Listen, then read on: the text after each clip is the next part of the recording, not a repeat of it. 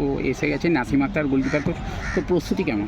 ভালো। দেখো মেরাজ মানে ধরো একটা খারাপ টাইমে ক্লাবের সাথে থাকছি, আর নাসিম আক্তার মোহামেডানেরও অনেক খেলেছে। তো মোহামেডানের একটা ভালো সাফল্যর সাথে নাসিম আক্তার ছিল। নাসিম এমনি গোলকিপার হিসেবে ভালো। নাসিম টিএফএতে আমার জুনিয়র, মানে ওর থেকে আমরা 1 বছর সিনিয়র ছিলাম। নাসিমরা আমাদের পরের ব্যাচ, সেখানে ভালো। নাসিম, মেরাজ, আমার উৎপল্লা ভালো, এরা আশা করছি ভালো। দিবুদা, ইসরাফিলকেও দেখলাম এসে গেছে, পাশাপাশি একটু আরও দলটা অনেকে আসবে, তাদের সাথে কথা চলছে। যতক্ষণ না আসবে তো আমার বলা উচিত না। ইসরাফিল সজলের মতো প্লেয়ার এসছে, ইসরাফিল সজলদের মতোই আরও 3-4 জন প্লেয়ার আশা করবার কিছুদিনের মধ্যে দলের সাথে জয়েন করবে।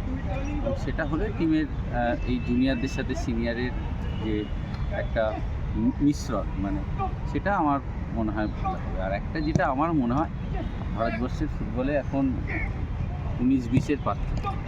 সেখানে যে কোনো ছেলে যে কোনো দিন স্টার হতে পারে। ধরো আমি 17 বছর সামথিং বয়সে মনমানে সই করেছিলাম, তো সেখানে আমরা সাফল্য পেয়েছিলাম। একদম। সেখান থেকেও নতুন কোনো খেলোয়াড় উঠতেই পারে যখন যখন আর 29 তারিখের ম্যাচটা শোনা যাচ্ছে হয়তো চেঞ্জ হতে পারে, তো ওই বিষয়ে আপডেট যদি দাও। ওটা কামারদা বলবে। তবে আইএফএকে একটা চিঠি আমরা দেবো, দেওয়ার পরে আশা করছি ম্যাচটা পেছাবে। আমরা অনুরোধ করেছি যে আমাদের একটু সময় লাগবে টিম ইয়ে করতে। এটা হলে আশা করছি আইএফএ আমাদের কথা শুনবে। ওকে, এটাই তো। ওকে।